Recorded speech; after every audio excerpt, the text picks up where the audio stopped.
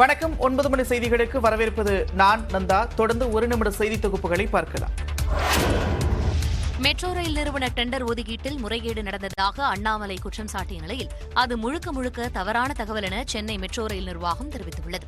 Chennai metro rail நிறுவனத்திற்கு ரயில் பெட்டிகள் வாங்கியதில் 200 கோடி ரூபாய் லஞ்சம் கைமாறியதாக பாஜக மாநில தலைவர் அண்ணாமலை குற்றம் சாட்டியிருந்தார். டெண்டரை பெற்ற பிரான்ஸை சேர்ந்த ஆல்ஸ்டாம் போக்குவரத்து நிறுவனத்திற்கு பல்வேறு சலுகைகள் வழங்கப்பட்டதாக புகார் எழுந்தது. இந்நிலையில் குற்றச்சாட்டுகள் முற்றிலும் தவறானது என்று சென்னை மெட்ரோ ரயில் நிர்வாகம் விளக்கமளித்துள்ளது.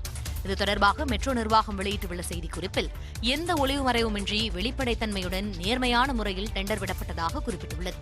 உள்நாட்டில் பெட்டிகளை தயாரித்தால் விலை குறைவாக கிடைக்கும் என்பதால் டெண்டர் தொடர்பாக கூடுதல் சேர்க்கை வெளியிடப்பட்டது. அதன்படி உள்நாட்டில் பெட்டிகள் தயாரிக்கும் நிறுவனங்களுக்கு சுங்க கட்டண சலுகை கிடைக்கும். மேலும் தொழில்நுட்ப அடிப்படையில் மிட்சுபிஷி உள்ளிட்டவற்றின் டெண்டர் நிராகரிக்கப்பட்டதாகவும் டெண்டரில் குறைந்த தொகையை முன்வைத்த L1 நிறுவனமான ஆல்ஸ்டாம் தேர்வு செய்யப்பட்டதாகவும் விளக்கம் அளிக்கப்பட்டுள்ளது. இதன் மூலம் பொதுமக்களின் பணம் 250 கோடி ரூபாயை தாங்கள் சேமித்ததாகவும் மெட்ரோ நிர்வாகம் தெரிவித்துள்ளது. எனவே அனைத்து குற்றச்சாட்டுகளும் உண்மைக்கு புறம்பானவை என்று கூறியுள்ள மெட்ரோ எந்த போலி நிறுவனத்துடனும் தொடர்பில்லை என்று திட்டவட்டமாக கூறியுள்ளது. CRPF உள்ளிட்ட மத்திய ஆயுத காவல் படைகளில் கான்ஸ்டபிள் பணிக்கான தேர்வுகள் தமிழ் உள்ளிட்ட 13 மொழிகளில் நடத்தப்படும் என அறிவிக்கப்பட்டுள்ளது. அண்மையில் வெளியிடப்பட்ட CRPF கான்ஸ்டபிள் பணிக்கான அறிவிப்பில் ஆங்கிலம் மற்றும் ஹிந்தியில் மட்டுமே தேர்வு நடத்தப்படும் என தெரிவிக்கப்பட்டிருந்தது.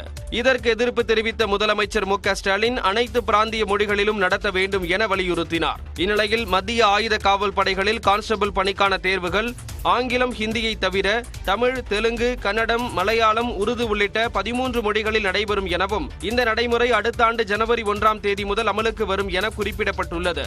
நாடு முழுவதும் பல லட்சம் பேர் எழுதும் இந்த தேர்வை பல மொழிகளில் நடத்துவதால் அனைத்து மாநில இளைஞர்களுக்கான வாய்ப்பு அதிகரிக்கும் எனவும் தெரிவிக்கப்பட்டுள்ளது. CRPF உள்ளிட்ட மத்திய ஆயுத காவல் படைகளில் கான்ஸ்டபிள் பணிக்கான தேர்வுகள் தமிழ் உள்ளிட்ட 13 மொழிகளில் நடத்தப்படும் என்ற அறிவிப்பிற்கு பிரதமர் நரேந்திர மோடி, தமிழக முதலமைச்சர் மு.க. ஸ்டாலின் உள்ளிட்டோர் வரவேற்பு தெரிவித்துள்ளனர். பிரதமர் நரேந்திர மோடி தனது டுவிட்டர் பக்கத்தில் பிராந்திய மொழிகளில் CAPF தேர்வு நடத்தப்படும் என்ற அறிவிப்பு வரலாற்று சிறப்புமிக்கது என்று கூறினார். இதன் மூலம் பல்வேறு தரப்பட்ட இளைஞர்களின் கனவுகள் நிறைவேறும் என்று மோடி குறிப்பிட்டார். மேலும் ஒருவரின் கனவு நிறைவேறுவதற்கு மொழி தடையாக இருக்கக்கூடாது என்று அரசு மேற்கொண்டு வரும் முயற்சியின் ஒரு பகுதி இது என்றும் மோடி தெரிவித்தார். தமிழ்நாடு முதலமைச்சர் மு.க. ஸ்டாலின் தனது டுவிட்டர் பதிவில் மத்திய உள்துறை அமைச்சர் அமித் ஷாவிற்கு தான் எழுதிய கடிதத்தின் விளைவாக அனைத்து மாநில மொழிகளிலும் தேர்வை நடத்த வேண்டும் என மத்திய அரசு அறிவித்துள்ளதாக குறிப்பிட்டுள்ளார். இதேபோல மத்திய அரசு நடத்தும் அனைத்து தேர்வுகளையும் தமிழ் உள்ளிட்ட அனைத்து மாநில மொழிகளிலும் நடத்த வேண்டும் என முதலமைச்சர் வலியுறுத்தியுள்ளார். CAPF தேர்வு 3 மொழிகளில் நடத்தப்படும் என்ற அறிவிப்பு மொழி சமத்துவத்திற்கும் இந்தி ஆதிக்க எதிர்ப்பிற்கும் கிடைத்த வெற்றி என மதுரை MP சு வெங்கடேசன் தெரிவித்துள்ளார். அவர் வெளியிட்டுள்ள டுவிட்டர் பதிவில் CRPF தேர்வுகளை தமிழில் எப்பொழுதும் நடத்தியதில்லை என 2 நாட்களுக்கு முன்னர் கூறியவர்கள் தற்போது தமிழ் உள்ளிட்ட 13 மொழிகளில் நடத்தப்படும் என அறிவித்துள்ளதாக குறிப்பிட்டுள்ளார். சட்ட மசோதாக்களுக்கு ஆளுநர் ஒப்புதல் தர கெடு நிர்ணயிக்க தீர்மானம் நிறைவேற்ற வேண்டும் என முதல்வர்களுக்கு ஸ்டாலின் விடுத்த கோரிக்கையை டெல்லி முதலமைச்சர் அரவிந்த் கெஜ்ரிவால் ஏற்றுக்கொண்டுள்ளார். தமிழ்நாடு சட்டப்பேரவையில் நிறைவேற்றப்பட்ட பல மசோதாக்களுக்கு ஆளுநர் RN ரவி ஒப்புதல் தராமல் உள்ளார். இந்த நிலையில் கடந்த வாரம் தமிழ்நாடு சட்டப்பேரவையில் மசோதாக்களுக்கு ஆளுநர் ஒப்புதல் தருவதற்கு காலக்கெடு விதிக்க வேண்டும் என தீர்மானம் நிறைவேற்றப்பட்டது. இதேபோன்ற தீர்மானத்தை பாஜக ஆட்சியில் அல்லாத மாநிலங்களும் நிறைவேற்ற வேண்டும் என அம்மாநில முதலமைச்சர்களுக்கு மு.க. ஸ்டாலின் கடிதம் எழுதினார். இதை வரவேற்பதாக கூறியுள்ள டெல்லி முதலமைச்சர் அரவிந்த் கெஜ்ரிவால் மசோதாக்களுக்கு ஆளுநர் ஒப்புதல் தர கால நிர்ணயம் செய்யும் தீர்மானம் டெல்லி சட்டமன்றத்தில் நிறைவேற்றப்படும் என்றும் தெரிவித்துள்ளார். இந்தியாவில் நாள்தோறும் ஜனநாயகம் பாதிப்புக்கு உள்ளாவதாக கூறியுள்ள கெஜ்ரிவால் நாட்டில் உள்ள முக்கிய பிரச்சினையை சுட்டிக்காட்டியதற்கு மு.க. ஸ்டாலினுக்கு நன்றி தெரிவித்துள்ளார். டெல்லி மதுபான கொள்கை ஊழல் வழக்கில் கெஜ்ரிவால் ஞாயிறன்று CBI முன்பு ஆஜராக உள்ளார். இந்நிலையில் முதலமைச்சர் ஸ்டாலினுக்கு கெஜ்ரிவால் கடிதம் எழுதியிருப்பது குறிப்பிடத்தக்கது. குட்கா வழக்கில் தமிழ்நாடு முன்னாள் DGP T.K. ராஜேந்திரன், முன்னாள் காவல் ஆணையர் ஜார்ஜ் ஆகியோரிடம் CBI விசாரணை நடத்துவதற்கு மத்திய அரசு அனுமதி அளித்துள்ளது. தமிழகத்தில் புகையிலை பொருட்களுக்கு கடந்த 2015ஆம் ஆண்டு தடை விதிக்கப்பட்டது. இதையடுத்து 2016ஆம் ஆண்டு செங்குன்றம் பகுதியில் மாதவராவ் என்பவருக்கு சொந்தமான குட்கா கிடங்கில் வருமான வரித்துறையினர் சோதனை நடத்தினர். அப்போது தமிழ்நாட்டில் தடை செய்யப்பட்ட குட்காவை விற்பனை செய்வதற்கு அமைச்சர்கள், காவல்துறை அதிகாரிகளுக்கு லஞ்சம் கொடுத்தது தொடர்பான டைரி ஒன்று சிக்கியதாக தெரிகிறது. இது தொடர்பாக திமுக தொடர்ந்த வழக்கை விசாரித்த சென்னை உயர்நீதிமன்றம் விசாரணையை CBIக்கு மாற்றியது. இதனிடையே முன்னாள் அமைச்சர்கள் PV ரமணா, C விஜயபாஸ்கர், முன்னாள் DGP TK ராஜேந்திரன், சென்னை முன்னாள் காவல் ஆணையர் ஜார்ஜ் மற்றும் மத்திய மாநில அரசு அதிகாரிகள் உள்ளிட்ட 11 பேருக்கு எதிராக குற்றப்பத்திரிகை தாக்கல் செய்ய தமிழக அரசு அனுமதி அளித்தது. இதனைத் தொடர்ந்து 11 பேருக்கு எதிராக கடந்த நவம்பர் மாதம் சென்னை CBI நீதிமன்றத்தில் கூடுதல் குற்றப்பத்திரிகை தாக்கல் செய்யப்பட்டது. இந்நிலையில் TK ராஜேந்திரன், ஜார்ஜ் ஆகியோரிடம் விசாரணை நடத்துவதற்கு CBIக்கு மத்திய அரசு தற்போது அனுமதி அளித்துள்ளது. குட்கா வழக்கில் இதுவரை நடத்தப்பட்டுள்ள விசாரணைகள் குறித்த அறிக்கைகள் நீதிமன்றத்தில் தாக்கல் செய்யப்பட்டுள்ள நிலையில் முன்னாள் காவல்துறை அதிகாரிகளிடம் அடுத்த கட்ட விசாரணையை நடத்த CBI அதிகாரிகள் முடிவு செய்துள்ளனர். திமுகவின் ஊழல் பட்டியலை அண்ணாமலை வெளியிட்டதாக தெரியவில்லை என்றும், மாறாக சொத்து பட்டியலை வெளியிட்டதைப் போலதான் தெரிவதாகவும் அதிமுக பொதுச் செயலாளர் எடப்பாடி பழனிசாமி தெரிவித்துள்ளார். சேலம் மாவட்டம் ஓமலூரில் செய்தியாளர்களிடம் பேசிய அவர், ஆட்சியில் இருந்ததனால் மட்டுமே ஊழல் செய்திருக்கிறார்கள் என்று அர்த்தமில்லை என்றும், அதிமுக வளர்ச்சியைக் கண்டு சிலர் வதந்தி பரப்பி வருவதாகவும் விமர்சித்தார். அதாவது ஒரு ஆட்சியில் இருந்தால் அவர் ஊழல் செஞ்சான்னு எப்படி எடுத்துக்க முடியும்? வேணுமெனே திட்டமிட்டு ஒரு தவறான செய்தி பரப்புது. எதிர்கட்சிக்கு அதான வேலை. நீங்கள் அதிமுக வளர்ந்துகிட்டு இருக்குது, அதை பொறுத்து கொள்ள முடியாத சில பேர் இப்படி சொல்ற கருத்துக்களை சொல்லியிருக்காங்க. அண்ணாமலை அப்படிதான் சொல்லியிருப்பாருங்களா? அண்ணாமலை எப்படி சொன்னாருன்னு எனக்கு எப்படி தெரியும்? அவர் தான் நீங்க கேட்கணும். அண்ணாமலை பேட்டி கொடுத்தே பெரிய ஆளாக நினைப்பதாகவும், அவரை பற்றி பேச தயாராகவில்லை என்றும் சாடிய எடப்பாடி பழனிசாமி தொடர்ந்து அண்ணாமலையை விமர்சித்தார். ஏங்க அவரை பத்தியே பேசிட்டு இருக்கிறீங்க? இப்படி பேசிதாங்க அவர் பெருசாகிறாரு. நீங்க அவரை பத்தியே பேச வேண்டாம். அவர் கட்சி நாங்கள் கிட்டத்தட்ட 50 வருஷம் ஆகுது கட்சியில். என்ன நடக்கும் ஏது நடக்குன்னு தெரியும். அவர் இப்படி பேட்டி கொடுத்து பெருசாகணும்னு நினைக்கிறாரு. தயவு செய்து அவருடைய கேள்வி என்கிட்ட கேட்காது. தயவு செய்து அவருடைய கேள்வி என்கிட்ட கேட்காதீங்க. வேற எந்த கட்சியாவது கேளுங்க. ஏன்னா கட்சியில் இருக்கிறவங்க அடிப்படை தன்மை தெரியும். அப்படிப்பட்டவங்களை கேட்டால் நாங்கள் பதில் சொல்ல தயாராகிறோம். டிடிவி தினகரன் தொடர்பான கேள்விக்கு பதிலளித்த அவர், லண்டனில் தினகரனுக்கு சொத்து இருப்பதாகவும் அதனை அரசுடைமையாக்க வேண்டும் என்றும் கூறினார். ஓ பன்னீர்செல்வம் விரக்தியின் விளிம்பிற்கு சென்று பேசி வருவதாகவும் எடப்பாடி பழனிசாமி தெரிவித்தார். சென்னையில் ஞாயிற்றுக்கிழமை நடைபெறும் அதிமுக செயற்குழு கூட்டத்தில் கர்நாடக தேர்தலில் போட்டியிடுவது குறித்து முடிவெடுக்கப்படும் என அக்கட்சியின் பொதுச் செயலாளர் எடப்பாடி பழனிசாமி கூறியுள்ளார். அதிமுக பொதுச் செயலாளராக எடப்பாடி பழனிசாமி தேர்வு செய்யப்பட்டதை அடுத்து ஏப்ரல் 7ஆம் தேதி அக்கட்சியின் செயற்குழு கூட்டம் நடைபெறும் என அறிவிக்கப்பட்டது. பின்னர் காரணம் குறிப்பிடாமல் செயற்குழு கூட்டம் ரத்து செய்யப்பட்ட நிலையில் சென்னை ராயப்பேட்டையில் உள்ள கட்சியின் தலைமை அலுவலகத்தில் ஞாயிற்றுக்கிழமை செயற்குழு கூட்டம் கூடும் என்று அதிமுக பொதுச் செயலாளர் எடப்பாடி பழனிசாமி அதிகாரப்பூர்வமாக அறிவித்தார். இந்நிலையில் சேலம் மாவட்டம் ஓமலூரில் நடைபெற்ற ஆலோசனைக் கூட்டத்திற்கு பிறகு செய்தியாளர்களை சந்தித்த அவர், கர்நாடக தேர்தலில் போட்டியிடுவது குறித்து செயற்குழுவில் முடிவு செய்யப்படும் என்று தெரிவித்தார். நாளைக்கு தான் செயற்குழு கூட்டம் போட்டி இருக்குது. கர்நாடக தேர்தல் குறித்து தான் நாளைக்கு செயற்குழு கூட்டத்தில் மூத்த கழக நிர்வாகிகளோடு இங்கே இருக்கின்ற செயற்குழு உறுப்பினர்களோடு கலந்து பேசி முடிவு செய்யும். மிகுந்த எதிர்பார்ப்புகளுக்கு இடையில் அதிமுக செயற்குழு கூட்டம் நடைபெறவுள்ளது. தனியார் நிறுவனத்தில் ஆலோசகராக பணியாற்றி கிடைக்கப்பெறும் 1,66,000 ரூபாய் பணத்தை வைத்தே தாம் வாழ்ந்து வருவதாக தமிழக பாஜக தலைவர் அண்ணாமலை கூறியுள்ளார். திருச்சி விமான நிலையத்தில் செய்தியாளர்களிடம் பேசிய அவர் தனக்கு வரும் வருமானம் குறித்து விளக்கம் அளித்தார். மாநில தலைவராக இருக்கும் வரை சில பேர்த்தோட உதவி வச்சு தான் நான் பண்றேன். நான் அவங்கள மாதிரி கொள்ளையடிச்சு சொத்து சேர்த்து வச்சிருந்தா நான் அந்த பணத்துல இருந்து கொடுப்பேன். கொள்ளையடிச்சு சொத்து சேர்த்தல. எனக்கு வரக்கூடிய வருமானம் 1,66,000 சில்லறை. பார்த்துருப்பீங்க, அக்கௌண்ட் எடுத்து பாத்தீங்களான்னு தெரியல, ஓபன் பண்ணி பாத்தீங்களான்னு தெரியல. ஒரு கம்பெனில கன்சல்டன்டா இருக்கேன். மாசம் 1,66,000 சில்லறை வாடகை வருது. எனக்கு கன்சல்டன்ட்டுக்கு பணம் கொடுக்குறாங்க. தான் கூறிய குற்றச்சாட்டிற்கு தற்போது வரை திமுகவிடமிருந்து பதில் வரவில்லை என்றும், திமுகவில் யாராவது ஒருவர் இந்த சொத்து தன்னுடையது இல்லை என்று கூறியிருக்கிறார்களா என்றும் கேள்வி எழுப்பினார். 3 முக்கிய குற்றச்சாட்டுகள் வச்சிருக்கோம். என்ன வச்சிருக்கோங்கண்ணா? அன்பில் மகேஷ் பொய்யாமொழி அவர்களும் உதயநிதி ஸ்டாலின் அவர்களும் நோபல் ஸ்டீல்ல டைரக்டா இருந்தாங்க.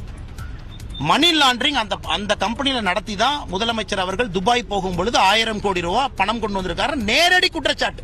என்ன நோபல் ஸ்டீல் பதிலக்கானா? அந்த கம்பெனில டைரக்டரா இல்லவே இல்லைன்னு உதயநிதி ஸ்டாலின் சொல்லக்கானா? ரஃபேல் வாட்ச் சீரியல் எண் குறித்த கேள்விக்கு பதிலளித்த அண்ணாமலை வாட்சின் சீரியல் எண்களை காண்பித்து விளக்கம் அளித்தார். 147 தெரியுதானே? 147 தான் அந்த வாட்சோட நம்பர். அதுதான். ஏன்னா நீங்க ஸ்டேஜில் எடுத்து படிக்கும்போது இதுக்குள்ள அழுக்கெல்லாம் இருக்கு. சொல்றது புரியும். நீங்களே படிக்கிறதுக்கு ஒரு நிமிஷம் கஷ்டப்பட்டீங்களா? அதுதான் பாயிண்ட். 147 பில்லில் என்ன போட்டிருக்கோ அதான் வாட்ச். அடுத்த 8 மாதம் ரணகலமாகத்தான் இருக்கும் என்றும் அண்ணாமலை கூறினார். அதிமுகவினர் அனைவரும் ஒன்றிணைந்து செயல்பட்டால் எதிர்வரும் நாடாளுமன்ற தேர்தலில் இமாலய வெற்றி பெறலாம் என்று சசிகலா தெரிவித்துள்ளார். சென்னை எழும்பூரில் நடைபெற்ற இப்தார் நோன்பு திறப்பு நிகழ்ச்சியில் சசிகலா கலந்து கொண்டார். அப்போது பேசிய அவர் அதிமுக வரலாற்றில் இதுபோன்ற தொடர் தோல்விகளை சந்தித்தது இல்லை என்று குற்றம் சாட்டினார். 50 ஆண்டு கால வரலாற்றில் இயக்கம் இதுபோன்ற தொடர் தோல்விகளை என்னாலும் கண்டதில்லை. எனவே இத்தருணத்திலாவது அனைவரும் சிந்தித்து பார்த்து இயக்கத்தின் நன்மை கருதி ஒற்றுமையோடு செயலாற்றினால் கழகம் நிச்சயம் வலிமை பெறும். வரும் நாடாளுமன்ற தேர்தலில் யாரும் எண்ணி பார்த்திடாத வகையில் இமாலய வெற்றியை அடைய முடியும். இதனிடையே ஓமலூரில் செய்தியாளர்களை சந்தித்த எதிர்க்கட்சித் தலைவர் எடப்பாடி பழனிசாமி கடந்த சட்டமன்ற தேர்தலின் போது பொது வாழ்விலிருந்து விலகுவதாக அறிவித்த சசிகலா தற்போது இதுபோன்ற கருத்துக்களை கூறுவதாக விமர்சித்துள்ளார். சட்டமன்ற தேர்தலில் நான் பொது வாழ்விலிருந்து விலகிக் கொள்வேன் என்று அறிக்கை விட்டாங்க. அவரெல்லாம் நினைச்சாங்க இவரெல்லாம் வெற்றி பெற முடியாதுன்னு நினைச்சாங்க. அதனாலதான் அப்படிப்பட்ட அறிக்கை வெளியிட்டாங்க. இப்போ அனைத்து இந்திய அண்ணா திராவிட முன்னேற்ற கழகம் செல்வாக்கு மிக்க கட்சி வந்த காலத்தில் அடிக்கடி பேட்டி கொடுத்தாங்க. அதிமுக தற்போது செல்வாக்குடன் இருப்பதால் ஒன்றிணைவோம் என்றும் சசிகலா அழைப்பு விடுப்பதாக எடப்பாடி பழனிசாமி குற்றம் சாட்டியுள்ளார். இடைவேளைக்கு பிறகு மற்ற செய்திகளை பார்க்கலாம்.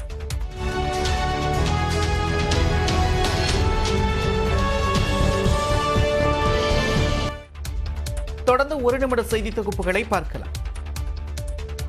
மாற்றுச் சமூகத்தைச் சேர்ந்த பெண்ணை காதல் திருமணம் செய்த மகனையும் அந்த திருமணத்திற்கு ஆதரவாக நின்ற தனது தாயையும் கிருஷ்ணகிரியில் ஒருவர் வெட்டி ஆணவ கொலை செய்த கொடூரம் அதிர்ச்சியை ஏற்படுத்தியுள்ளது. கிருஷ்ணகிரி மாவட்டம் கருமாடபதி கிராமத்தைச் சேர்ந்த சுபாஷ் என்பவர் திருப்பூரில் வேலை செய்து வந்தார். கடந்த 3 மாதங்களுக்கு முன்பு தன்னுடன் பணியாற்றிய அனுஷா என்பவரை காதல் திருமணம் செய்து கொண்டார்.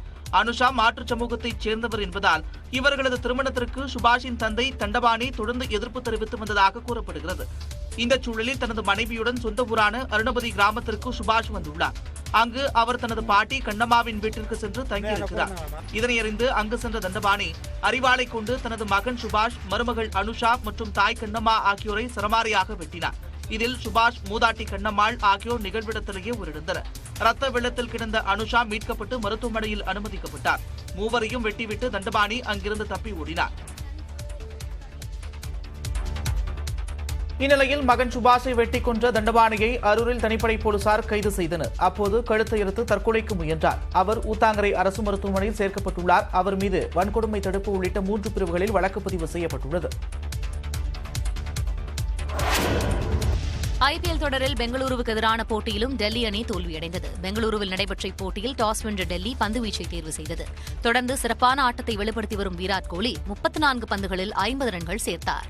கேப்டன் டியூப்ளேசி, லோம்ரோர், மேக்ஸ்வெல், சபாஷ் அகமது ஆகியோரும் சிறப்பாக விளையாட பெங்களூரு அணி 20 ஓவர்களில் 6 விக்கெட் இழப்பிற்கு 174 ரன்களை சேர்த்தது. டெல்லி அணியின் மிஷல் மார்ஷ், குல்தீப் யாதவ் ஆகியோர் தலா 2 விக்கெட்டுகளை வீழ்த்தினர். இதையடுத்து விளையாடிய டெல்லி அணிக்கு தொடக்கமே அதிர்ச்சியாக இருந்தது. 2 ரன்களை எடுப்பதற்குள் பிருத்வி ஷா, மிஷல் மார்ஷ், யாஷ்துல் ஆகியோர் ஆட்டமிழந்தனர். சற்று தாக்குப்பிடித்த மனிஷ் பாண்டே மட்டும் 38 ரன்களில் அரை சதத்தை விளாசினார். அடுத்து வந்த வீரர்கள் யாரும் சோபிக்காத நிலையில் டெல்லி அணியால் 20 ஓவர்களில் 9 விக்கெட் இழப்பிற்கு 151 ரன்களை மட்டுமே சேர்க்க முடிந்தது. இதன் மூலம் பெங்களூரு அணி 23 ரன்களில் வெற்றி பெற்றது. இதுவரை 5 போட்டிகளில் விளையாடியுள்ள டெல்லி அணி வெற்றி கணக்கை தொடங்காமல் புள்ளிகள் பட்டியலில் கடைசி இடத்தில் உள்ளது. விருதுநகர் மாவட்டம் சிவகாசி அருகே பட்டாசு ஆலையில் நடந்த வெடிவிபத்தில் சிக்கி 2 பேர் பரிதாபமாக உயிரிழந்தனர். விளாம்பட்டி பகுதியில் பிரவீன் ராஜா என்பவருக்கு சொந்தமான பட்டாசு ஆலை செயல்பட்டு வருகிறது. 40க்கும் மேற்பட்ட அறைகள் இங்கு உள்ளன. 100க்கும் மேற்பட்ட தொழிலாளர்கள் பணியாற்றி வருகின்றனர். இந்நிலையில் காலையில் வழக்கம் போல தொழிலாளர்கள் பணியில் ஈடுபட்ட போது பட்டாசுக்கு மருந்து செலுத்தும் போது உராய்வு ஏற்பட்டு வெடிவிபத்து ஏற்பட்டது. இந்த விபத்தில் அறை முழுவதும் வெடித்து தரைமட்டமானது. இதனை கண்டு தொழிலாளர்கள் அனைவரும் அலறியடித்து ஓட்டம் பிடித்தனர். தகவல் அறிந்து சென்ற தீயணைப்பு வீரர்கள் தீயை கட்டுக்குள் கொண்டு வந்தனர். இந்த விபத்தில் பணியில் ஈடுபட்டிருந்த 32 வயதான கருப்புசாமி, 55 வயதான தங்கவேல் ஆகியோர் நிகழ்விடத்திலேயே உயிரிழந்தனர். கட்டட இடிபாடுகளில் சிக்கி காயமடைந்த கருப்பம்மாள் என்பவர் மீட்கப்பட்டு சிவகாசி மருத்துவமனைக்கு அனுப்பி வைக்கப்பட்டார். இந்த சம்பவம் தொடர்பாக மாரநேரி காவல் நிலைய போலீசார் வழக்கு பதிவு செய்து விசாரணை நடத்தி வருகின்றனர். கிருஷ்ணகிரி மாவட்டம் ஓசூர் அருகே கோவிலுக்கு சொந்தமான நிலத்தை ஆக்கிரமித்து கட்டப்பட்டிருந்த சுவற்றை அப்பகுதி பெண்கள் ஒன்று சேர்ந்து இடித்து தள்ளினர். சூளகிரி அருகே உள்ள நலகான கொத்தப்பள்ளி கிராமத்தில் 500க்கும் மேற்பட்ட வீடுகள் இருக்கின்றன. இக்கிராமத்தில் 200 ஆண்டுகள் பழமையான மாரியம்மன் கோவிலுக்கு எதிரே இருந்த பாதையை அப்பகுதி மக்கள் பயன்படுத்தி வந்தனர்.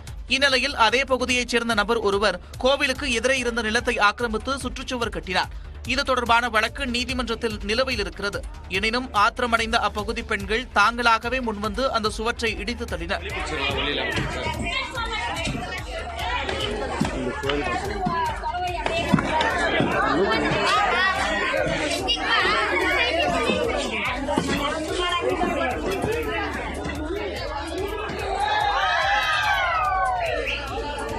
தங்கள் வீடுகளில் இருந்து கடப்பாறை உள்ளிட்டவற்றை கொண்டு வந்து ஹாலோ பிளாக் கற்களால் கட்டப்பட்டிருந்த சுவற்றை இடித்து தள்ளியதால் அப்பகுதியில் பரபரப்பு ஏற்பட்டது.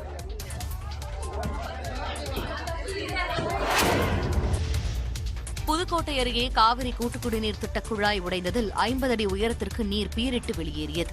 புதுக்கோட்டை மாவட்டம் விராலிமலை அருகே காவிரி கூட்டுக்குடிநீர் குழாய் செல்கிறது.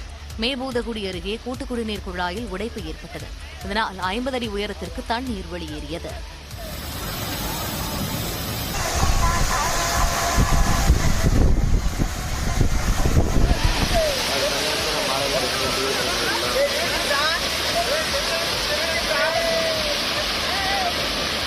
சுமார் 2 மணி நேரம் தண்ணீர் வெளியேறியதால் பல லட்சம் லிட்டர் குடிநீர் வீணானது. திடீர் செயற்கை நீரூற்றை போல காட்சியளித்ததால் அதனை கிராம மக்கள் வியப்புடன் பார்த்தனர். அந்த பகுதியில் இருந்த இளைஞர்களும் சிறுவர்களும் வெளியேறிய தண்ணீரில் கந்தசாமி படத்தில் வரும் வடிவேலுவை போல ஆனந்த குளியல் போட்டு மகிழ்ந்தனர். 2 மணி நேரத்திற்கு பிறகு கூட்டு குடிநீர் குழாய் உடைப்பிலிருந்து வெளியேறிய தண்ணீரின் அளவு கணிசமாக குறைந்தது. கிராமிய பாடகர் மதிச்சியம்பாலாவிற்கு கைலாசா சரஸ்வதி விருதை வழங்கி நித்யானந்தா கௌரவித்துள்ளார். நடிகர் விஜய் சேதுபதி நடிப்பில் வெளியான மக்க கலங்குதப்பா பாடல் மூலம் பிரபலமடைந்தவர் கிராமிய பாடகர் மதிச்சியம்பாலா. இவர் நித்தமும் நித்யானந்தா என்ற ஆல்பத்தை வெளியிட்டிருந்தார்.